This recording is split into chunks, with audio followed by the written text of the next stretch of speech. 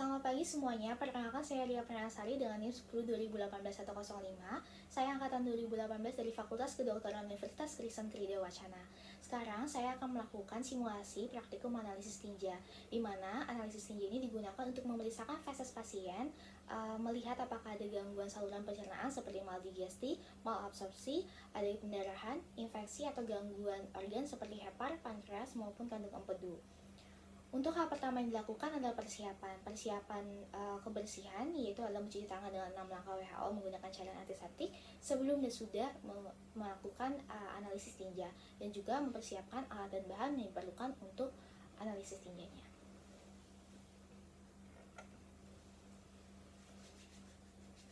Cuci tangan dengan 6 langkah WHO.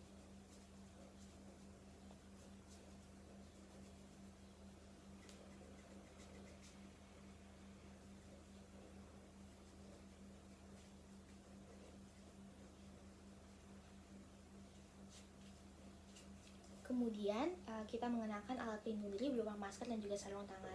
Karena sekarang saya tidak punya sarung tangan, jadi saya tidak menggunakan. Tapi dalam analisis tinja yang seharusnya, yang sebenarnya itu harus menggunakan sarung tangan.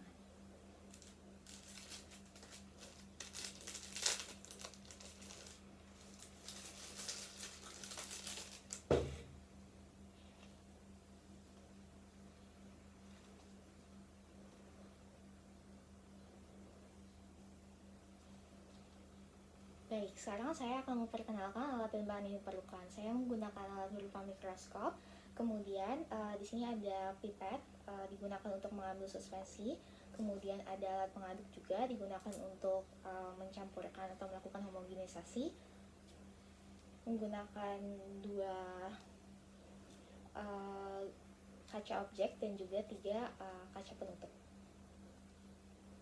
Di sini saya akan menggunakan 3 reagen dan juga 1 NaCl 0,9% digunakan untuk melakukan untuk melakukan pembentukan suspensi campuran dengan feses pasien. Ini adalah reagen pertamanya, eosin 2% digunakan untuk memeriksakan leukosit, eritrosit, serat, parasit, dan juga epitel. Kemudian ini adalah lugol digunakan untuk memeriksakan amelu.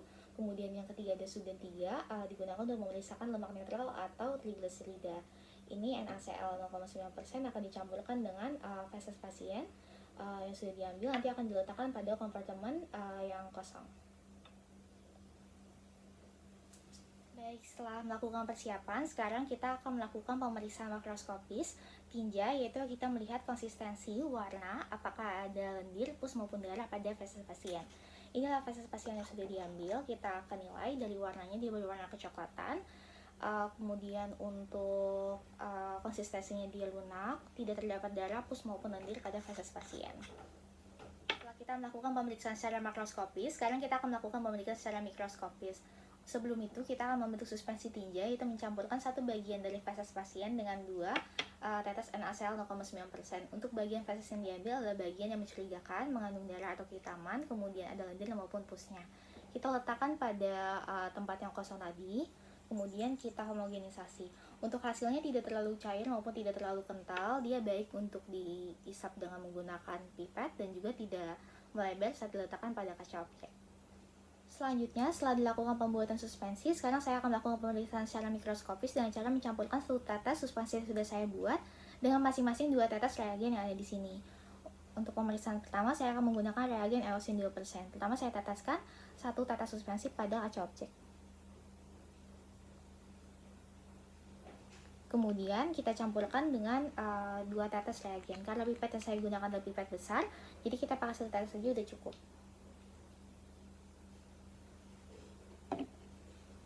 Campurkan 1 tetes saja.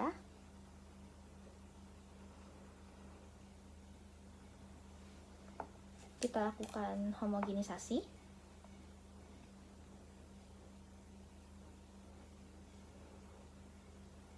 Kemudian kita tutup menggunakan kaca penutup.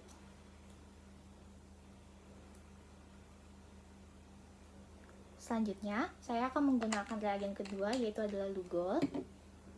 Pertama, saya teteskan suspensinya terlebih dahulu pada kaca objek.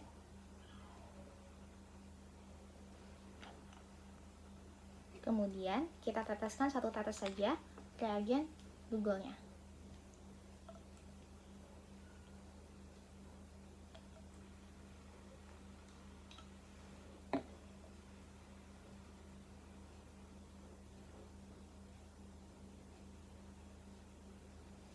Kita lakukan homogenisasi.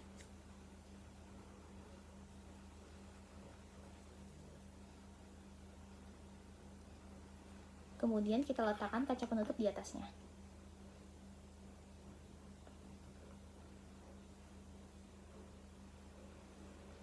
Ini kita lihat menggunakan mikroskop.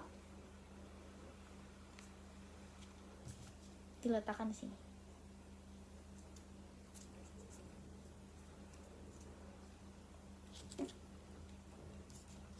Kemudian selanjutnya saya akan menggunakan pemeriksaan yang ketiga menggunakan reagen Sudan 3. Letakkan satu tata suspensi tinja pada kaca objek.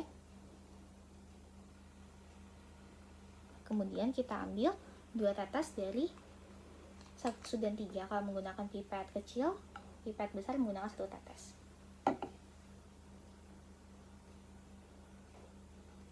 Kita lakukan homogenisasi.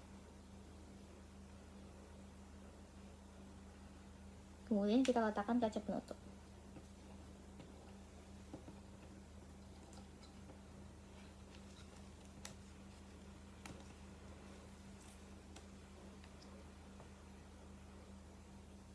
Kita periksa menggunakan mikroskop. Setelah kita selesai membuat preparat, sekarang kita akan melakukan pemeriksaan secara mikroskopis menggunakan mikroskop. Ini adalah simulasi mikroskop yang saya buat. Kita letakkan preparat di mikroskop, kemudian kita lihat menggunakan cahaya sedikit mungkin karena ini merupakan sediaan basah, dengan cara menurunkan kondensor dan juga menutup diafragmanya. Pada saat pemeriksaan mikroskopis, kita akan menilai pada tinja apakah ada eritrosit, leukosit, serat, epitel, parasit, amilom maupun lemak untuk menentukan diagnosis dari pasiennya. Setelah selesai kita membuat pemeriksaan makroskopis maupun mikroskopis ini, kita akan menentukan diagnosis pasien dengan pembuatan laporan. Baik, saya rasa cukup sekian demo analisis tinja yang saya lakukan. Jangan lupa untuk cuci tangan kembali setelah selesai, dan sampai berjumpa di praktikum selanjutnya. Selamat pagi dan terima kasih.